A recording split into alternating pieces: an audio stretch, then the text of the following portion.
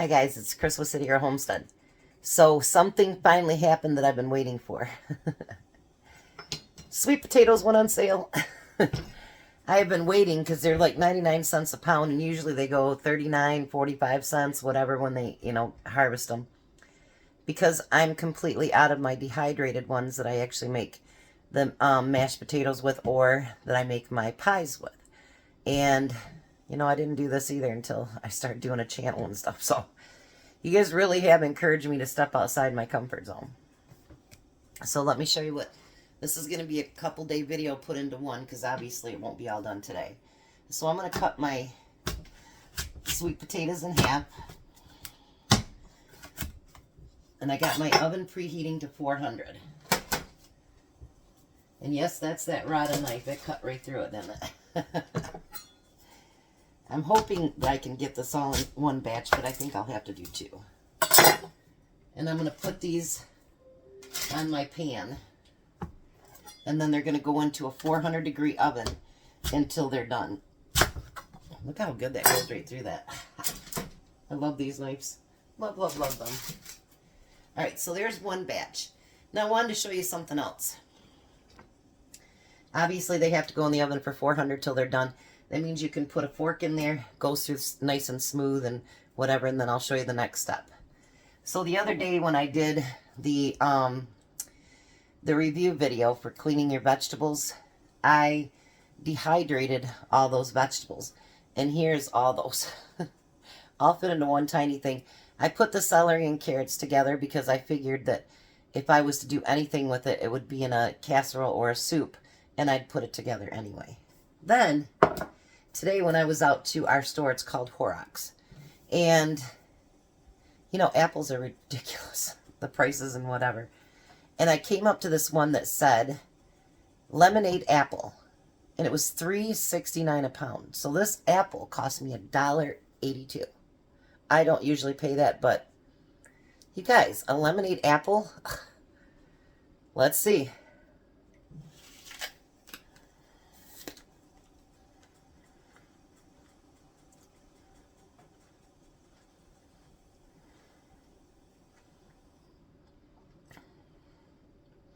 I don't taste any lemon in it. Maybe just a tiny bit. Not worth $4 a pound. Alright, I'll be back when these are done. Alright, the first batch is done. I got the last batch in the oven. So I thought I'd bring you back. I'm going to let these cool, but I thought I'd bring you back while they're still hot and show you what I'm going to do. Now I've chopped them in half, obviously. Let's see if it'll come down any farther. Nope. Okay. And I'm going to take and just scoop it right out of the skin. So that way you don't have to peel anything. Nothing. You just scoop it right out of that skin. And right into the bowl. That way you don't have to do any peeling, nothing. Once it cools down, obviously I can just hold it. See how that just pops right out?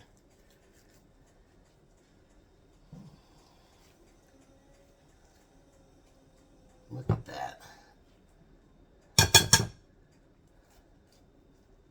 And that way you're not wasting any either, because it's all out of the skin. So then what I'm going to do is I'm not going to worry about getting it fine until it's dried. So I'm just going to take my immersion blender and just mash it up just a little bit.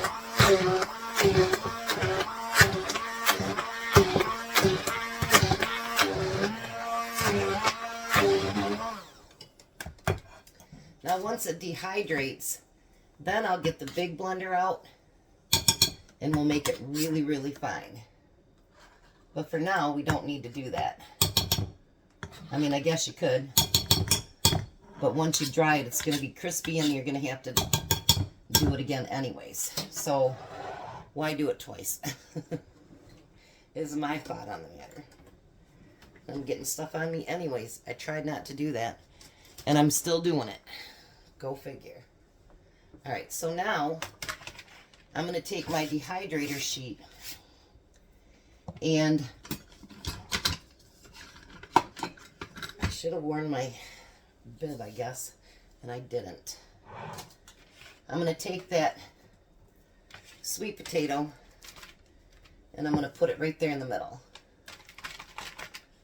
And then what I want to do is I want to spread that out as thin as I can get it. Because the thicker, the longer it'll take to dehydrate. And you don't have to worry about it. It won't stick to your tray when it's done. I mean, it will, but it'll peel right off.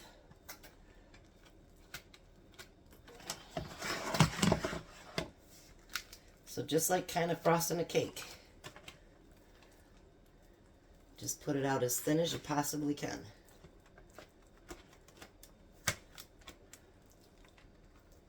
Now, could you also probably do them in slices and then grind them from there? Sure you could.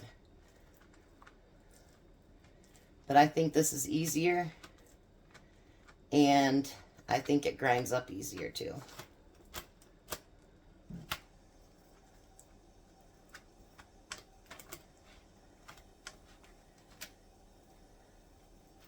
There we go. Just like a cake.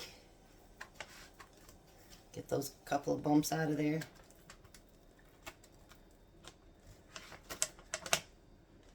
And then I'm going to fill up all 9 of my trays, and I'm going to put them into my dehydrator, and they'll be in there for, I will start them out at 135 for 10 hours and see how it does. I'll level these out a little bit better, but just the idea. And you want to make sure that when they're done, they're completely dry. So I'm going to finish these up, but I'm going to wait till they're cooled off. Because they are very, very hot. They just came out of the 400-degree oven. So I'm going to finish them up, and then the last one, and then hopefully the 9 trays will be enough, and I won't have to do any more trays. So I'll be back when these are completely dehydrated. Alright, so I'm back. Now all of my sweet potatoes are dehydrated and finished. So I'm going to show you what I do. I was going to try with just my big one, but I think I'm going to stick with this way. And if it doesn't, if I can do it easier with the big one next time, I'll do that. So I'm going to take all my dehydrated sweet potatoes. Like I say, it's not real sticky to be able to do this. It's not that sticky. You'll be able to get it all off.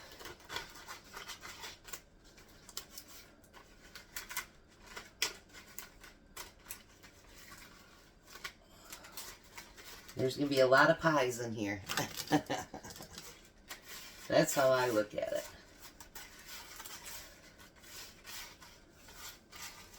Now you can go back through and get all those little pieces, or you can just wash it off. It's up to you. I'll go through and get all the little pieces off of there.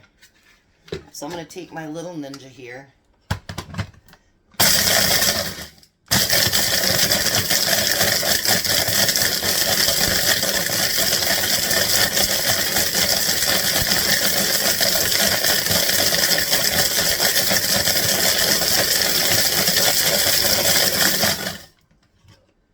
Now what this is going to do is break it down to a little bit bigger pieces. Then I'm going to go through and do it with my bullet. So I will be back when I get all these broke up, and then we'll get to the next step. Alright, so this is what I did. I got it all down into chunks like that, and I'm using my magic bullet. If anybody knows a quicker way, let me know.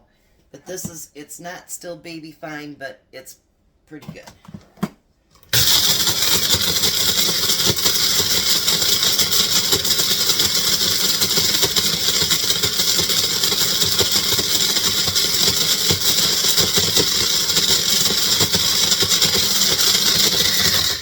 You can still hear the bigger chunks in there, but honestly, when you go to mash these up and whatever, it's going to, oh, you can't see what I'm doing.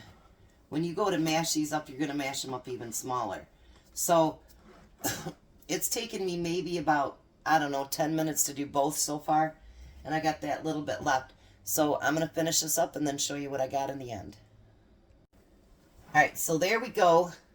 This is an 8.5 cup container, so that's quite a bit of sweet potatoes. Don't think you're done there though. Once you put your lid on it, make sure that every couple days you go through and you shake it to make sure there's no any kind of wetness, you know, getting in there, that maybe you didn't dry it long enough or whatever. Do that for about a week, and then you can put your oxygen absorber in there and store it. I don't use a lot of oxygen absorbers myself, but you can. I just make sure that I'll leave it out of the cupboard, and every day I'll come through and I'll shake it to make sure that there's nothing, you know, condensating on the top here to make sure it's dry enough. So there's our sweet potatoes. There'll be a lot of pies in there for that, I'm telling you, because it does expand back to what you originally had. And honestly, that's the first time I made sweet potato pie is from my Dehydrated, and my kids absolutely loved it. So, and they keep asking for it. So I was out, and the last time I did one of those big tall juice bottles filled with it.